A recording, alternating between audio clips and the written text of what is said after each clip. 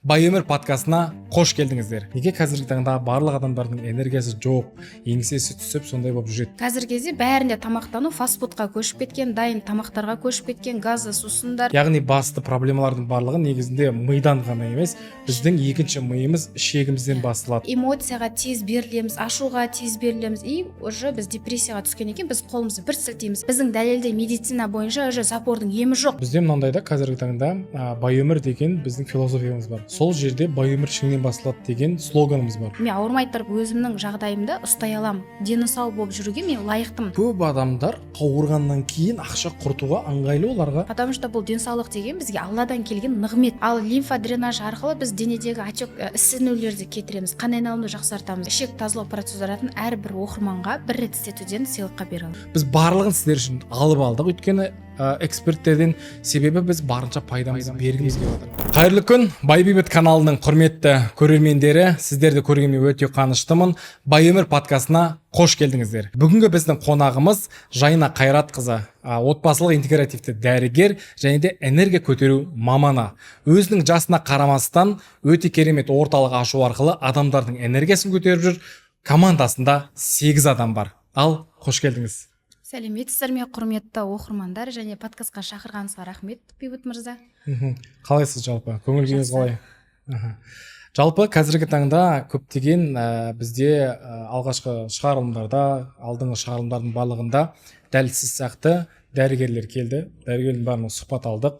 Олар бойынша біз аналар, жаңағыдай балалар бойынша сөйлестік. Ал біздің бүгінгі ең басты тақырыбымыз энергия.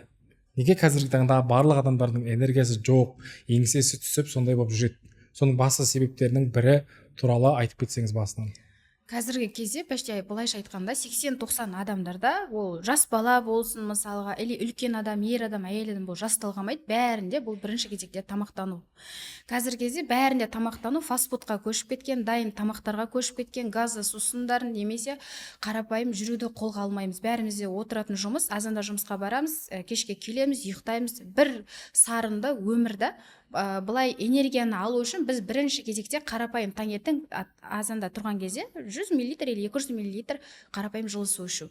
Бұл жылы су ішу арқылы біз ішектің жаңағы перистальтикасын дұрыстаймыз, лимфаның айналуын дұрыстаймыз, асқазандағы тұз қышқылының бөлінуін және де өттің ағуын жақсартамыз. Бұларды жүйелеу арқылы бізде уже организмде токсин өз қарапайым организм өзімен айдалуына байланысты бізде энергия көтеріңкі болады. Екіншісі тамақтану. Егер біз фастфудты күнделікті жейтін болсақ, магазиндегі тәттілерді көп жейтін болсақ, газды сусындарға отырып алатын болсақ, энергия көтеру үшін қарапайым кофенің өзін күнде ішетін болсақ, онда біздің ішектің микрофлорасы болады. Яғни ішекте бізде жақсы бактериялар болады негізі. Ал ол кезде біз жаңағы жаман тамақтанудың нәтижесінде жаман бактериялардың көбейгеннен бізде ішектен бөлінетін мелатонин, серотонин деген бар. Мелатонин деген бізде түнде бұл ұйқының қанып ұйықтауымызға жауап береді.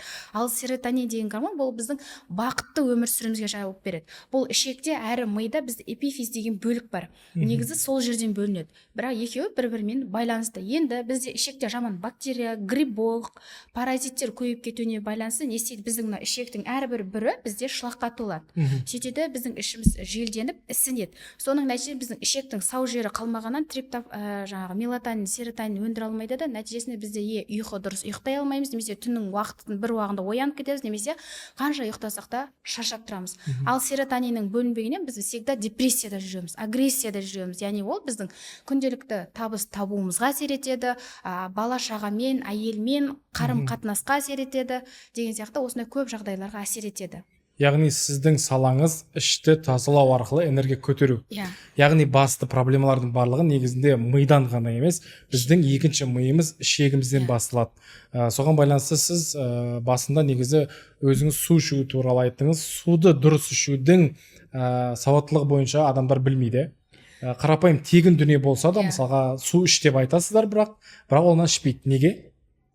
Просто ерінеді. или уақыт таппайды, или былайша айтқанда қазір көп адамда өзінің денсаулығына жауапкершілік алу жоқ.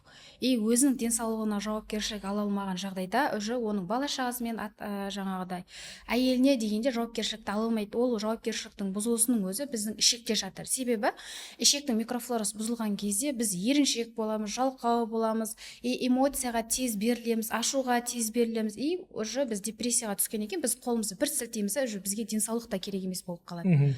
И қарапайым таңғы асты ішпеу. Қазір көп адам жұмысқа асығады да, жұмыс дейді да, бірақ денсаулық бізде қазір ең соңғы орында.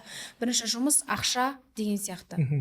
Қазір көптеген қарапайым адамдардан бөлек, мысалға біз қазіргі таңда білім беру саласымен айналысамыз, одан бөлек кәсіп жасаймыз. Сол кәсіпкердің барлығына негіз эксперттер айтып жатады, что сендердің состояниені туралау керек, энергия көтеру керек деген сияқты. Біз мына жақпен ғана жұмыс істей береміз ғой, ал сіздер мына жақпен жұмыс істейсіздер. Сол бойынша біз қандай жұмыстарды атқаруымыз керек осы бойынша ішектерімізбен? Одан кейін қазір состояниясы түскен, агрессияда ашуланып, жалқауланып, еріншектеніп, бір жұмысты бастайды, бірақ тастап кететін көп адамдар бірінші барады да денсаулықты емес барып мимен жаңағы психологпен жұмыс істегісі келеді. Бірақ ол қанша психологпен жұмыс істесе, сол момент ол одан шығады, бірақ ол организмде жаңағы токсинге толып тұрғаннан кейін ол қайтадан ол бұрынғы состоянияға келеді.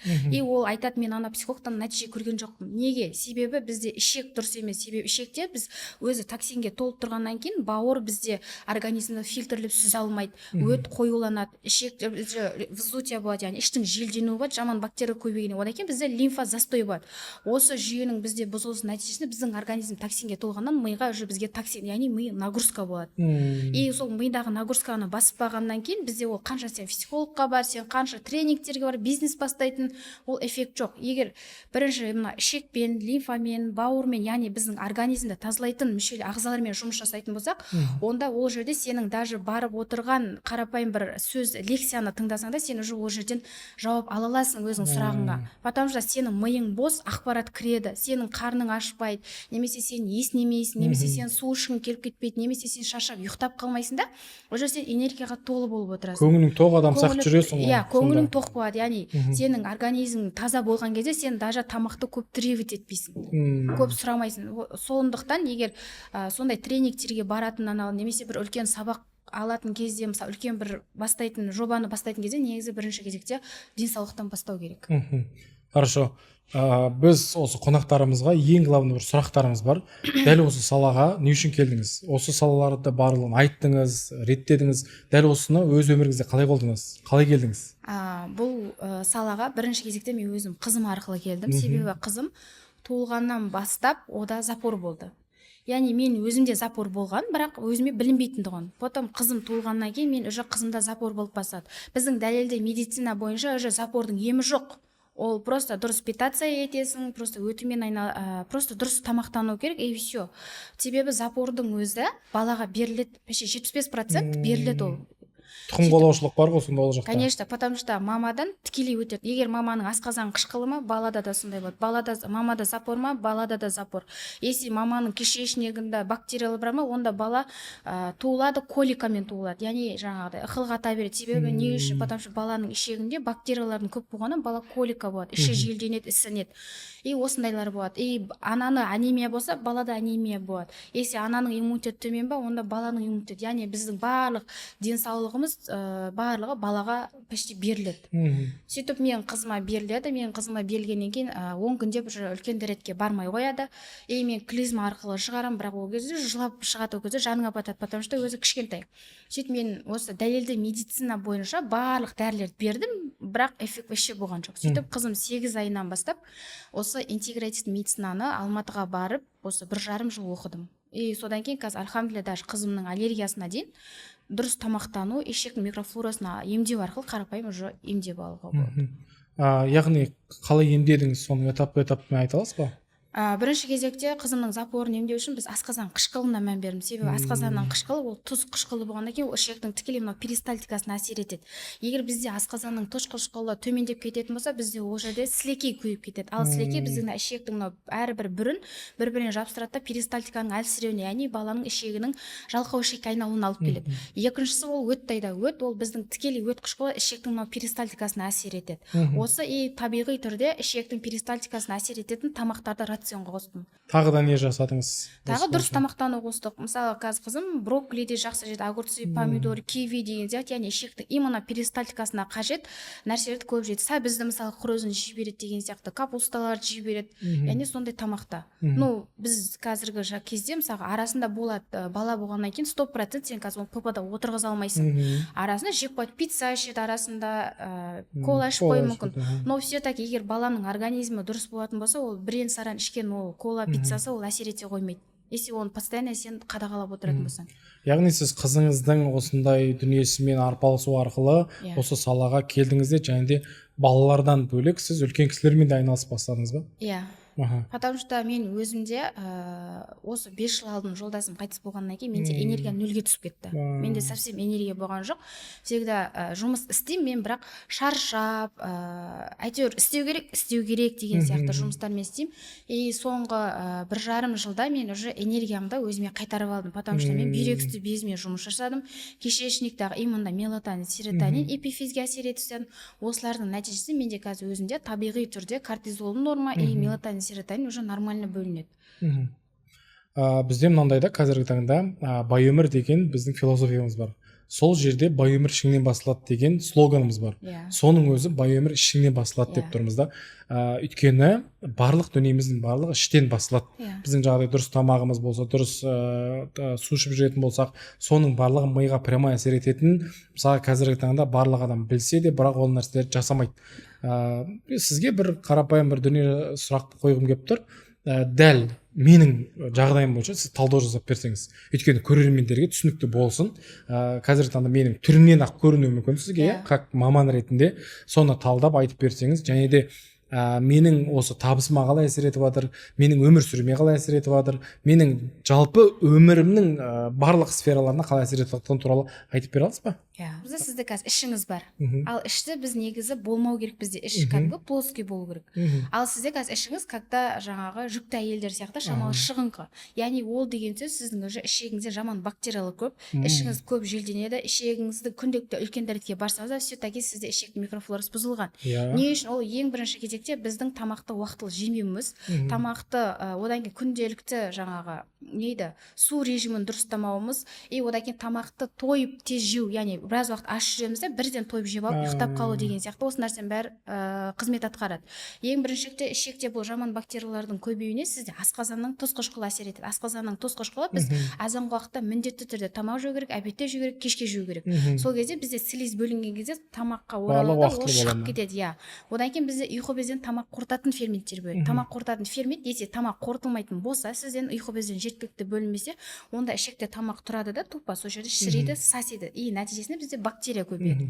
Осы нәрселердің бәрі сізде қазір соған әкеліп тұр. Ал іштің желдеуі сізде именно мелатонин, яғни ұйқының дұрыс болмауына, серотонин сізде бақыт гормоны. Бұл екеуінің бұзылса, уже сізде ертеңгі жаңағы әйеліңізбен отношения болсын, или айналаңыздағы отношения болсын, немесе ақша табудағы, өзіңіз қалаған бір сумманы табуға уже кедергі жасайды. Потому что сізге оған деген энергия жетпейді да, сіздің бар энергияңыз нақай кетеді. Себебі сіз ішкен жеген тамағыңыз организмге сіңбейді. Просто тупо сіз ішектегі жаңа жаман бактериялар бағып жатсыз деген сөз.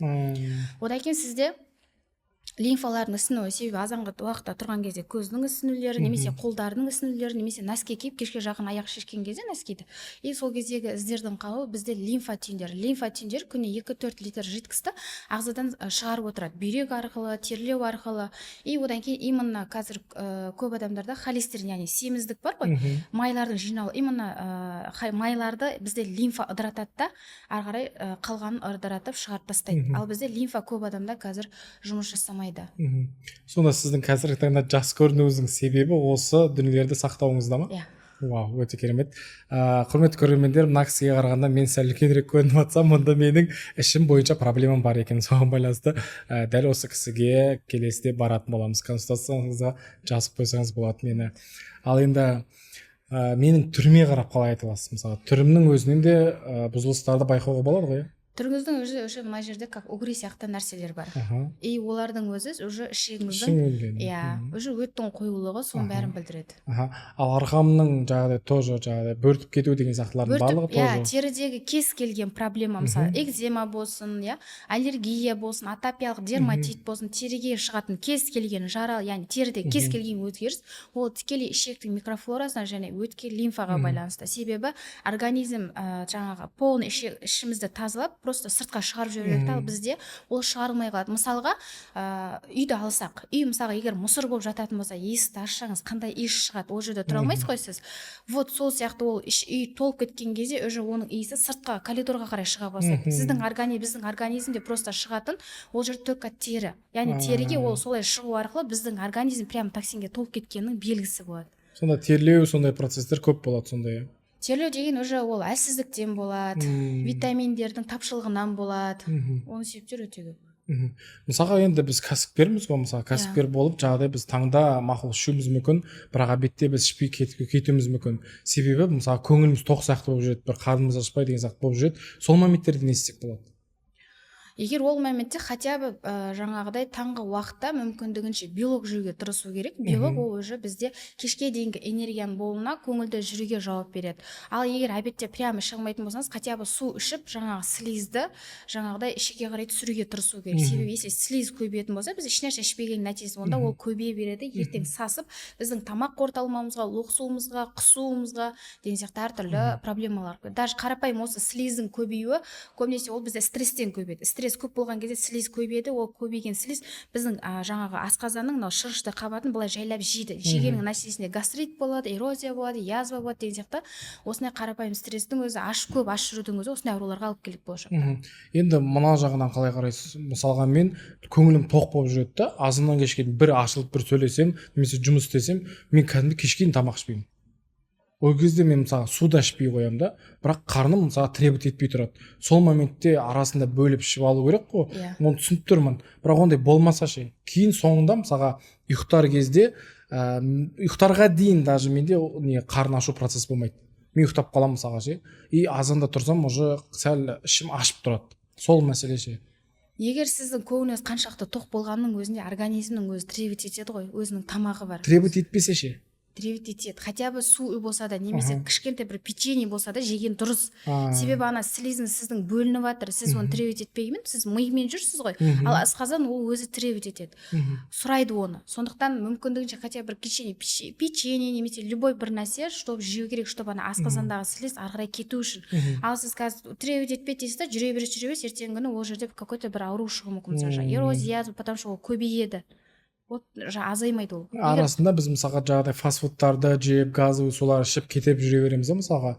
И сол кездегі состояниемен мысалға су ішіп, қарапайым сорпа ішіп жүрген кездегі состояние мүлде бөлекше. Осы жерден байқаймын да, мен сол кезде сразу жаңағыдай нелерді газды тоқтатамын, одан кейін жаңағыдай фастфуд жеуді тоқтатамын сол кезден кейін. Одан кейін бар тренировка істеп бастасам, жеңіл сезіне бастаймын. Осының өзінде мен эффекті көремін да негізі. Бірақ соны біле тұрсақ та біз оны жасамаймыз ше.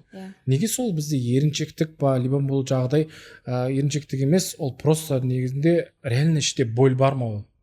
Бір сос па, андай ма, бір андай уже болды, айналайын, сен денсаулығыңа келді қарауға деген сияқты бір ескерту ма негізінде? Просто бізде айтады ғой, қазақта бар ғой, қазақ өлетін кезінде жаңа жүгіреді, ауруханаға барады, емделеді деп. Ал біз соны өзіміздің пайдамызға жүргізсек болады ғой, әрбір адам мен ауырмай тұрып, мен емделем, мен ауырмай тұрып өзімнің жағдайымды ұстай алам, дені сау болып жүруге мен лайықтымын. Потому что бұл денсаулық деген бізге Алладан келген нығмет. Біз соны дұрыс пайдалана алуымыз керек. Бірақ көпшілік адам бұл денсаулықты ең соңғы орынға қойып қойған. Бірінші ақша, бірінші басқа нәрсе деген сияқты. Ал если біз денсаулықты бірінші орынға қоятын болсақ, онда бізде ақша да болады, семья да бар, кәсіп те бар, барлығы бар ғой. Бірақ бізде көпшілік жағдайда денсаулыққа деген жауапкершілік ала алмау. Денсаулық тұра тұрсын, ақша керек, бірақ денсаулық бізде табылмайды. Ақша табылады деген сияқты да.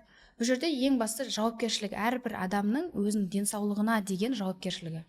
Ал неге көп адамдар ауырғаннан кейін ақша құртуға ыңғайлы оларға, чем ауырмай тұрып ақша құртқанға қарағанда? Потому что олар ойлайды ғой, мен өмір бақи осындай денсаулықта жүрем деп. ақшаны жаңағы денсаулық кетсе емдетіп аласың, ақшам болады деген сияқты. Ал ол кезде сен қаншалықты миллиардер болсаң да иногда емдеуге келмейтін аурулар болады да. Бірақ әліге дейін соны көп адам жаңағыдай түсінбейді. Бірақ олар подсознательно біледі, что емделу керек, денсаулық керек, но бірақ бірінші біреуде кредит, біреуде ақша жетпейді, біреуде бала шағасы бар деген сияқты сондай дүниемен кетеді де қалай күндер өткен білмей қалады негізі. Менің ойымша мысалға егер де сен денсаулығына толыққанды қарайтын болсаң, денсаулығың бәрі жақсы болатын болса, онда сен өмірге деген бағана айтқаныңыздай көзқарасың жақсы болу арқылы сенің кез келген тірлігің болсын немесе өнімді болады, одан бөлек жаңағы ақшаң да келеді да. Ал соны біз біле тұрсақ та бәрібір оны жасамаймыз. Тағы да біз жаңағыдай өзіміздің денсаулығымызға қарамаймыз и соңында последствиясы болған кезде біз көп үлкен шығындарға келіп жатамыз. Біз сол кезде төлеген кезде өкініш пайда болады. Неге кезінде қаралмадым екен? Неге сол кезде қаралғанда қазір осындай жағдай болмас еді ғой деп. Дәл осындай мысалға бізде қазіргі таңда қоғамда отырып жұмыс істейтіндер бар. Жағдай ноутбукпен жұмыс істейтіндер бар. Олардың өзі жағдай шықпай жұмыс істемей қалмас үшін жағдай фастфуд заказ бере салады. Мысалға жаңағы қазіргі таңда глобус ақылары болды ғой, заказбен тамақ бере саласың, жей саласың деген сияқты. Соның пайдасы және зияны негізге қарағанда, үйдің тамағына қарағанда екеуінің айырмашылығы қандай? Анау да тамақ, мынау да үйдің тамағы, екеуінің разницасы негізі бар ғой. Мысалға қарайтын болсақ, екі типті адамдар болады. Яғни денсаулығын бағалайтын адамдар, денсаулығын бағаламайтын. Яғни былайша айтқанда бай, кедей, ойлы деп бөлуге болады. Мысалға денсаулығын қадірлеп, өзінің энергиясын ұстап қалғысы келетін адамдар всегда дұрыс тамақтанады. Азанда жылы су ішеді, 5 минут омыршақ таңертең жүреді, азан обед кеш ровно тамақ жейді, жетіден тамақ жемейді мысалға. Ал бізде жаңағы кедей ойлы дегенмен енді бұл кедей деген мағына емес қой, бірақ енді денсаулығына мән бермейтін адамдар мысалға азанда аш кетеді, 1 сағат болса да ұйықтайын дейді да, завтракты ішпейді, жүрмейді. Соның нәтижесінде одан кейін кешке олар жұмыстан келеді, тойып тамақ жеп алады да ұйықтай салады. Яғни бұл фастфудты жеу біздің бірінші кезекте асқазанның қышқылдылығын бұзып жатыр. Асқазан қышқылынан кейін өтті қойылатып жатыр.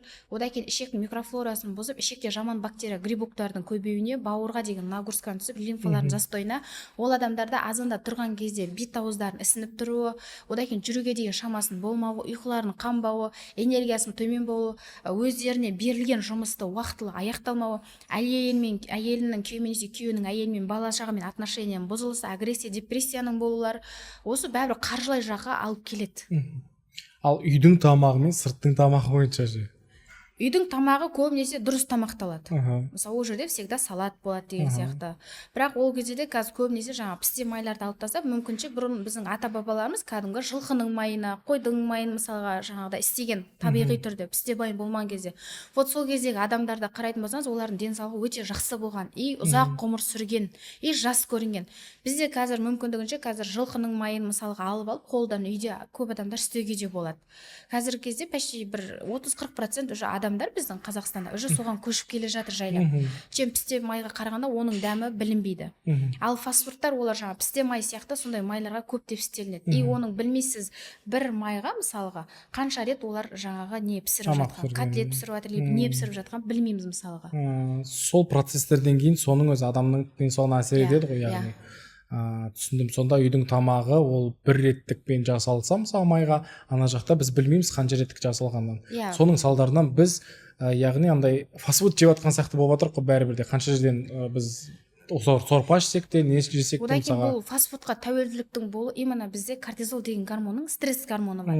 Соның жоғарылауынан инсулин деген жаңа ұйқы безден бөлінетін гормон бар.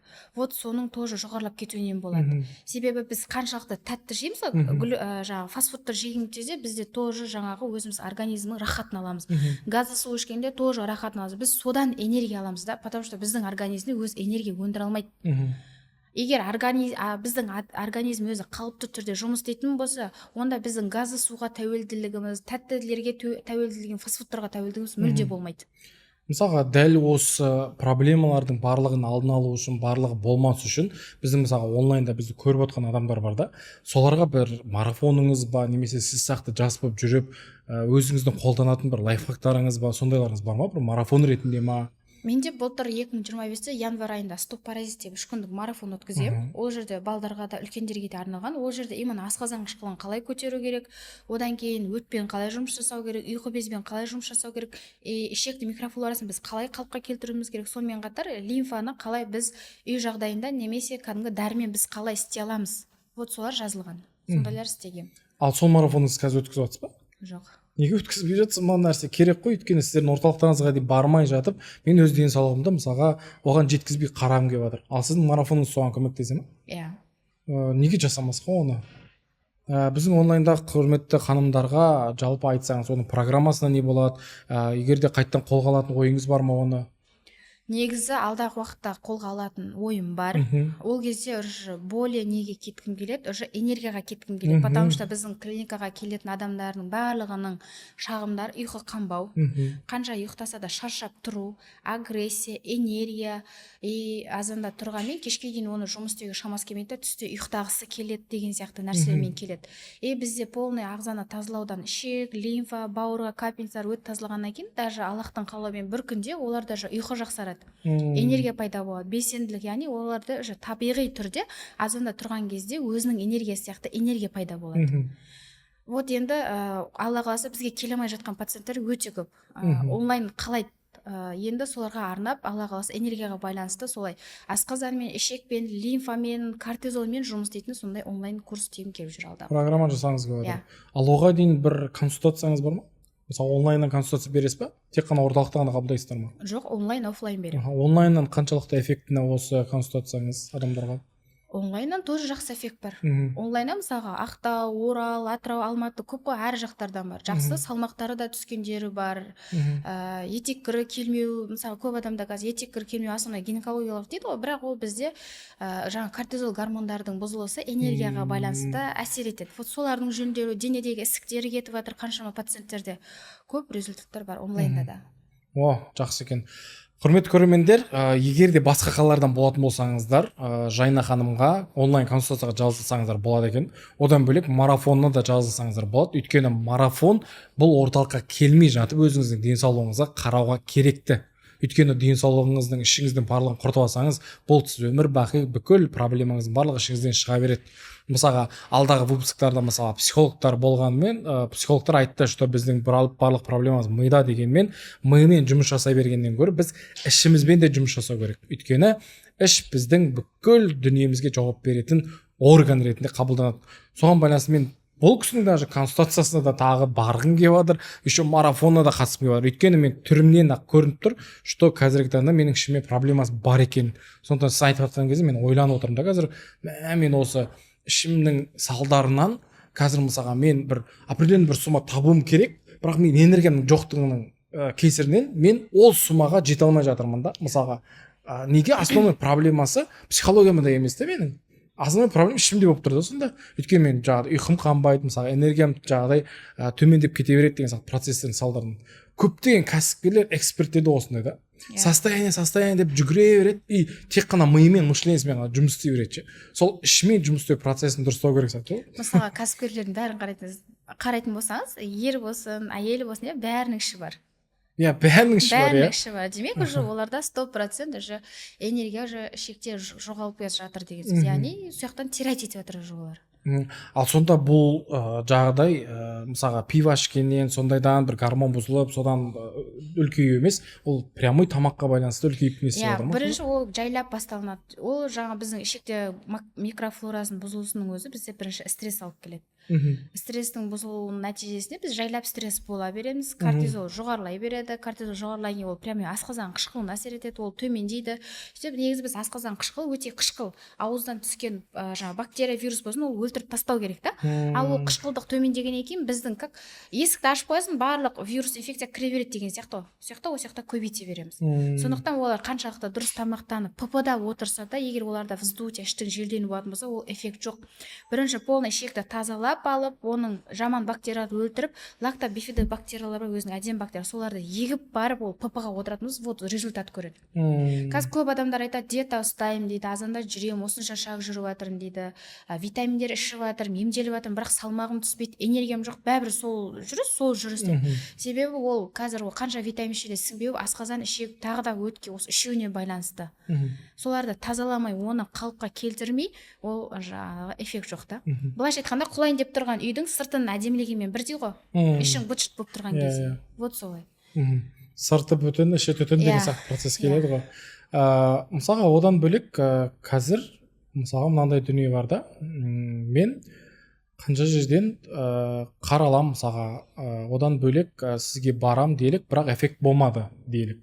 И мен сол жерде мынандай психологический жағынан бір ойлаймын да, ол адам мысалға біреуге ренжіп, обида жинап, вина жинап, соның барлығын жүрекке жинай берген соң барып, ол жүрек көтере алмаған соң, оның бәрін ішке қарай бере ма деген ойда туындайды. Ол жағынан да болуы мүмкін ба? Иә. Егер бізде психологиялық тұрғыда егер убеждениеміз, яғни сенімдеріміз дұрыс болмайтын болса, онда ондай жағдай болады. Мысалға, кейбір адамдарға сондай денесі ісік, тола күйінде жүрген пайдалы, өзіне выгодно, подсознательно. Ол біз қанша эффект көрген істегенмен нәтиже ол өз азғысы келмейді, бірақ ол азғысы келеді. Бірақ ішінде сондай сезім бар ода, что оған осылай толық болып жүрген пайдалы. И кейбіреулерге де мысалға кейбір ол өте сирек болады, нәтиже көрмейтін пациенттер болады. Оларда именно стресске байланысты, олар бәрін біліп тұрады, бірақ өзімен жұмыс жасауға олар жасай алмайды, сол нәрсені істемейді.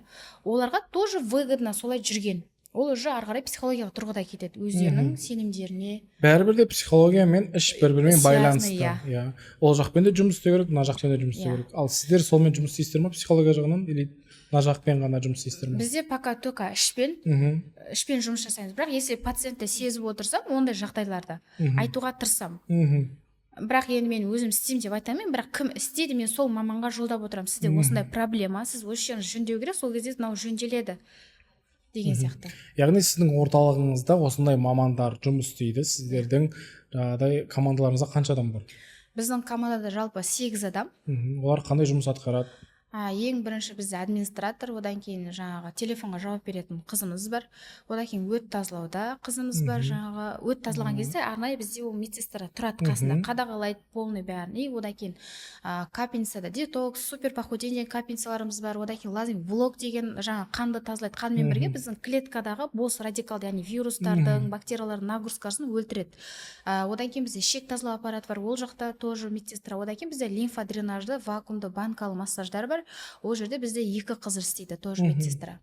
Одан кейін бізде бухгалтер, юрист бар, SMM маманы бар, таргетолог, осылай мамандар бар. Ол мамандарыңыз енді сіздің жалпы бизнесіңіз дамуына әсер етеді, бірақ қазіргі таңда орталықтағы мамандар бойынша, мысалға өт тазалау бойынша, мысалға мен өт тазалауға қорқамын. Сол бойынша қалай айта аласыз? Өт тазалау өте жеңіл. Жаңағыдай шланга жұтатын процесі бар да сол жерде? Шланга жұту өте жеңіл деп айта аламын, потому что өзім жылына 1 рет обязательно тазалатып тұрамын. И одан кейін шланга жұту когда жеңіл болады сізге, егер сіздің асқазаныңызда жаңағы тұз қышқылы норма болса тағы да. Если сіздің асқазаныңызда тұз қышқылы төмен болатын болса, онда сізде аузыдан мынандай кәдімгі кілегей мынандай созылмалы сағыз сияқты сілекейлер шығады. Вот соны лұқсу арқылы сіз қиналып қаласыз. Егер сіздің асқазаныңыз прям идеальный болатын болса, онда сіз салғаннан спокойно жата бересіз, жүре бересіз, сөйлей бересіз деген сияқты. Ол уже сіздің асқазаныңызға байланысты. Өйткені мен сияқты мысалға бізді көріп отқан адамдарда болуы мүмкін да, қорқыныш келмей жүрген сол адамдарға ашып айтып бергеніңіз өте жақсы болды. Тағы да бағанағы мамандарыңыз мысалға лимфа бойынша ішек тазалау процедурасы бұл біздің клиникада ең жаңағы сұранысқа ие процедура. Себебі бұны бір істеткенде адамдар сразу результат көреді. Себебі бұл озонды сумен жасалынады. Озонды су деген мысалы біз ауада оттегімен O2-мен демалып жатсақ, бұл озонды су деген O3, яғни оттегі 2 есе қаныққан су. Оны біз ішекке жіберу арқылы ішектің микрофлорасын дұрыстаймыз, ішектің пайдалы микрофлорасына кислород алып барамыз. И кәдімгі обычный қарапайым клизмада айырмашылығы, біздің әрбір ішектің бірі болады, оны соны жайлап жібітіп тазалап шығарамыз. Яғни бір рет тазалатқан адамның өзінде ұйқы жақсарады. Уже жақсы ұйықтадым, шаршамадым, энергияға толы болдым. И кейбір пациенттер кәдімгі құсып, лоқсып, тамақ іше алмай келеді мысалға. Аптекадан әртүрлі уколдар салдырады, бірақ нәтиже жоқ. Сол пациенттерге кейбір кезде ол құсып атқан кезде өт тазалай алмаймыз. Қарапайым ішек тазалағанның өзіне әжептәуір ол уже ертесіне тамақ жей алады. вот осындай результаттар болады. Ал лимфа дренажы арқылы біз денедегі отек ісінулерді кетіреміз, қан айналымды жақсартамыз, зат алмасу, яғни зат алмасу жақсарғаннан кейін тем более бізде энергия алмасу жақсарады, белсенділік пайда болады. И көбінесе толық адамдарда көбінесе ол май емес, аслында ісік болады. Сол ісіктері кеткеннен әжептәуір көлемдері кетіп, өздеріне деген сенімділік тоже пайда болады. Көйлектері сыйып, киімдері сыя бастайды дейсіз ғой. Ал мысалға влог деген аппарат, ол қанды лазер арқылы тазалаумен қатар біздің клеткадағы жаңағы митохондрия деген нәрсе бар. Бауыр гепатоцит, осыны майда митохондрия ерісінде бізде бос радикал деген болады. Бос радикал деген сөз ол біздің организмде нормада болатын болса, бактерия, вирус бәрін өлтіреді, идеальный қылып тұрады. Ал біз стресс боламыз, стресс болған кезде, одан кейін бізде ішектеріміз бұзылған кезде витамин тапшылыққа кетеміз. Витамин тапшылыққа кеткеннен кейін мына клеткадағы бос радикал деген шектен тыс көбейіп кетеді. Любой нәрсенің мысалы пайдалы заттың зияны бар деген сияқты ол көбейгеннен біздің өзіміздің ағзаны ол өзіміз жейді, яғни біздің ДНК-мызды, генімізді жейді. Генді жегеннен кейін біз табиғи түрде аутоиммунды ауруларға ұшыраймыз. Мысалға псориаз тоже аутоиммунды, сахар диабет аутоиммунды, цирроз бар мысалға, онкология аурулар. Мысалы осылардың барлығына біз қарапайым стресстің өзінен соны дұрыс жұмыс істемеген нәтижесін біз сондай ауруларға алып келеміз. Ал влог деген сол митохондриядағы бос радикалдарды сыртқа шығарады да біздің теріміздегі проблемаларға, мысалға стресстің қарапайым пациенттерім айтады, осы влогтаған энергия артады. Себебі біздің клетка деп демалады. Мысалы пакетке қойса тұншығасыз ғой, вот пакетті шешкенмен бірдей ол организм демалады кәдімгідей, өзін босаңсытады. И одан кейін псориаздарға, аллергияларға, жировой гепатоз, өте көптеген ауруларға бұл влогтың өте пайдасы көп. Сонда сіздердің орталықтарыңыз кәдімгідей мықты проблеманы шешіп отыр екен ғой? Мен өзім оны сіздің айтқан әңгімелеріңізде барғым келіп кетті кәдімгідей. Бұл 3 жыл алдын бұл жұмысты бастағам, бірақ ол кезде только ішек, детокс деген капельница и консультациямен ғана шектелгенбіз. Уже жұмыс істей келе менің түсінгенім, уже ішек тазалау басқа жерде, ана жерде болғаннан гөрі бір адамның келіп, лимфа, бауыр, жаңағы қаны, ол клеткасы, одан кейін ішектерін барлығын бір жерде тазалатқан, и ол жерде бірден тазалатқаннан кейін ол өзі соған жараса нәтиже көре алады. Әр жаққа барып сандалмайды. Яғни комбо, комбо. Бір орталыққа бәрін ашқаным сол себепті адамды толықтай тазалау. Ал енді комбо пакеттеріңіз бар деп естідім сіздердің. 10 пакет. 10 пакеттің барлығы ол қандай, сонда кімдерге арналған? Бізде комбо пакеттері бар. Мысалға 3 күндік пакеттеріміз бар, 5 күндік пакеттеріміз бар, 10 күндік пакеттеріміз бар. 10 күндіктің өзі олар бөлінеді. Мысалға егер салмағы ауыр, проблемасы көптеу болса, ол бағасы тоже көптеу болады. Если ауру көптеу емес, уже для себя алатын болса, уже оның бағасы өзіне жараса деген сияқты да. Мысалға кейбір пациенттеріміз болады, жұмыс істейді, мысалы мектепте істейді, басқа мемлекеттік жұмыстарда сондай пациенттер біз таңғы 6-да мысалға жұмысқа келеміз, что ол сағат 8-де өзінің жұмысына бару үшін, немесе мысалға 6-дан кейін келеді, мысалы ол жұмыстан жаңа келіп өзінің емін алу үшін деген сияқты. Не деген клиентке жағдай жасап қойыпсыздар, кешке де жұмыс істей бересіздер ме? Лишь бы біздің пациенттерге емін алса. Күшті. Пациенттер главный пайдасын көрсе, сол пациенттердің рахметі үшін жұмыс жасап жатсыздар. Құрметті көрермендер, сіздерге міне өте бір керемет эксперттерді нарыққа көрсетіп, сіздерге айтып жатырық, осындай мамандар көп бола берсін деп. Жалпы менің өзімнің шығарылымында тек қана мықты және көзге көрінбей жүрген мамандарды шығарғым келіп жүр. Мақсатым да сол. Өйткені осындай мықты мамандар жетіспейді біздің нарықта. Ал нарықтың барлығы жаңағыдай цыгандар қаптап кеткен. Соған байланысты осындай мықты мамандарды шығарумен айналысайық. Ал Жайна ханым, жалпы одан кейін қазіргі таңдағы айтып жатсыз ғой, енді пакеттері бар деп жатсыз. Одан бөлек енді мынандай жас көрінуіңізбен бөлек мен бір сұрақ қойғым келіп отыр. Енді жеке өміріңізге бір кіргім келіп отыр. Сол бойынша қалай қарайсыз? Нормально. Жалпы жолдасыңыз бар ма? Қайтыс болған. Қайтыс болған. Хорошо, біз жолдасы бойынша естідік онда. Енді екінші рет осы әйелдің енді жалғыз жүргені бойынша қалай? Мысалы екінші рет неге көңіліңіз бар ма, мысалға бір желанияңыз бар ма деген сияқты? Өйткені көрермендерімізге де қызық қой ол жағы. Жолдасыңыз не бойынша жағдай, өмірдің салдарынан кетті. Енді соған байланысты өмір тоқтап қалмайды дегендей. Қалай қарайсыз ол жағын? Нормально қараймын.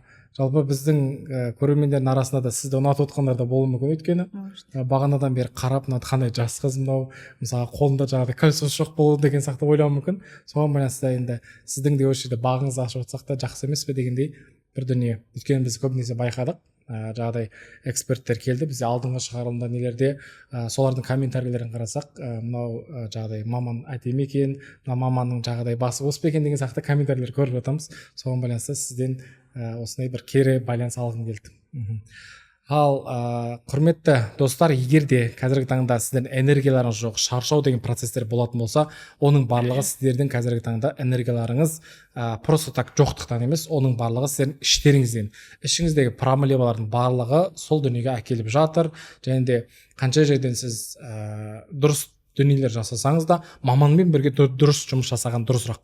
Өйткені Жайна Қайратқызың бағана естідіңіздер, что орталықта барлығы бірге комбо түрде жасалып, барлығы шешілетіндігі туралы. Ал енді мен сізден ең бір ауыр кейстеріңіз болды ма, что прям уже болды бітті деген адамдар, шаршап келген, стрессте, депрессияда болып келген адамдарды бір емдеп, вау, Жайна ханым күшті, рахмет деп айтып кеткен адамдар болды ма? Ондай отзывтар бізде Инстаграмда өте көп. Бірінші ең күшті отзыв ол псориаздан жазылған қыз. Яғни басталғанына 3-4 ай болған. Бірден Абай қаласында тұрады. Ол бізге келіп, орталыққа келіп, толықтай жаңағы тазаланудан өтті. И одан кейін оның кортизолымен, ішектері микрофлора, полный витамин тапшылықтарымен жұмыс істегеннен кейін 2 айда ол уже жаңағы псориаздың толық кеткеніне жазды. Одан бөлек тағы да ең жеңілі деген онда енді ең жеңілі көпшілігі запор. Қазір 90% адамда запор. Запорлар кетті. Әдемі. Ал енді одан бөлек сіз қазіргі таңда бір ретте өзіңіз айтқандай орталығыңызда адамдарға арнап бір сабақ өтсем ба деген ойыңыз бар еді. Сол бойынша қалай? Қазіргі кезде адамдар көпшілігі түсінбейді. Ішек тазалатуға, өт тазалату немесе лимфа тазалаудың өзі түсінбейді қалай жүреді ол процесс. Бізде пациенттер келеді, көрейікші деп, өздері алып көреді, эффект көреді, уже ары қарай көңілденіп кетеді. Сондықтан осындай алғысы келетін, бірақ қайда барғысы келетін білмейтін, энергиясы жоқ, ұйқысы қанбайды, емді қай жақтан бастауды білмейтін сондай адамдар болатын болса, 20-30 адамға клиникада кәдімгі соны түсіндіру жұмысын өтуге ниет. Теориялық сабақтарды өтесіздер, чтобы сіздер қазіргі таңда денсаулықтарыңызға қараңыздар. Біздің орталыққа мақсатымыз біреуге барып, орталыққа барып емдеу емес.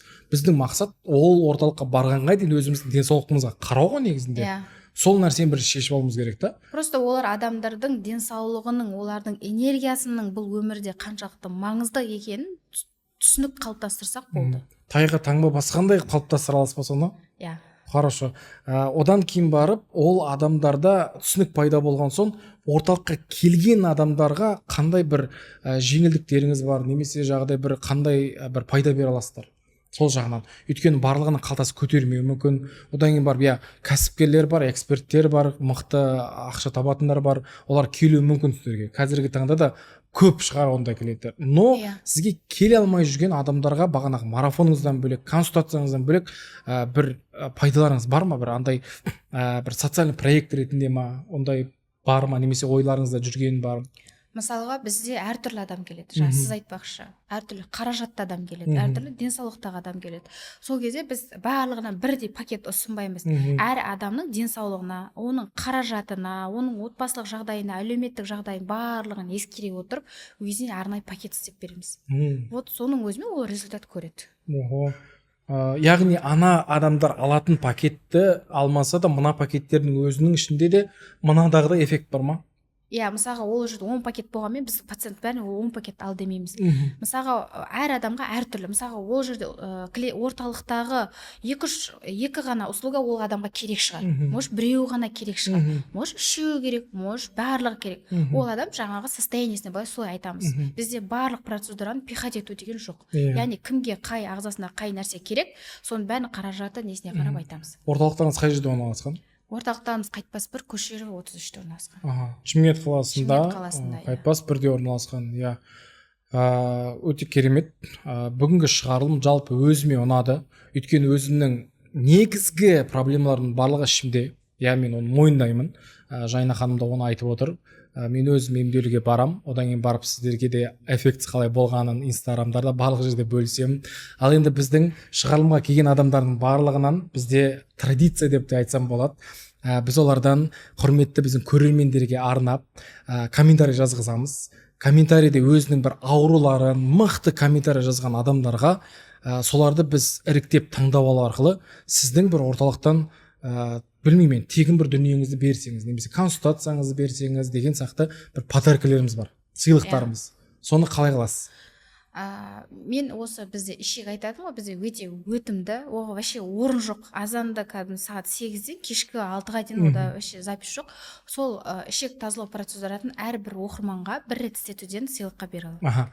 Құрметті оқырмандар, онда Жайна ханымды естідіңіздер. Егер де 10 түрлі әдемі комментарийлер жазатын болсаңыздар, өздеріңіздің симптомдарыңыз, қазіргі таңда қандай проблема болып жатыр, солардың барлығы туралы айтып жазатын болсаңыздар, біз Жайна ханым екеуміз соның арасын таңдап сіздерге жекелеріңізге жазамыз. Және де қазіргі таңда сіздерді не мазалап жүр, қандай проблема болып жатыр, сол бойынша комментарий жазып сұрақтарыңызды қойсаңыздар, Жайна ханым күнделікті түрде сол комментарийлердің барлығына жауап береді. Біз оны да алып алдық бұл кісіден. Біз барлығын сіздер үшін алып алдық, өйткені эксперттерден, себебі біз барынша пайдамызды бергіміз келіп жатыр. Ал құрметті көрермендер, Жайна ханымнан соңғы сіздерге арналған бір жылы лебізін естіп, сонымен өзіміздің шығарылымды аяқтасақ па дейміз. Жайна ханым, бір қосарыңыз бар ма адамдарға? Айтарыңыз бар ма? Айтып кетіңізші. Менің айтарым, қарапайым жаңа сіздерге тегін беріліп жатқан таңертеңгі аш қарынға жылы су ішу. Одан кейін 5000, хотя бы 2000 шақтан бастаңыздар. Жарты сағат жүріп, если сізде 1 сағат жүретін болсаңыздар, 5000 шақ жүрсе 2 сағат уже 10000 шақ. Одан кейін 3 мезгіл дұрыс тамақтан, прям дұрыс тамақтан басаңызда, азанда, обедте, кешке 3 мезгіл ретті тамақтанатын болсаңыз, онда біз асқазанға да, ұйқы безге де күштеме түсірмейміз. Одан кейін кешкі 6-дан кейін жүруге болмайды, себебі ол біздің кортизолымыздың төмендеуіне әсер етеді, таңертең біздің шаршап, ісініп тұруымызға әсер етеді. Сондықтан мүмкіндігінше жүресіз бе, таңертең жүрулеріңізді ұсынамын. Дәл осы кеңестерді сіздер қазір ақшаға сатып алып жатсыздар. Ал құрметті Бай Бейбіт каналының құрметті оқырмандары, Бай подкастымыздың 4-ші шығарылымның соңына да келіп жеттік. Сіздермен болған Бай Бейбіт, келесі шығарылымдарда жолыққанша рахмет.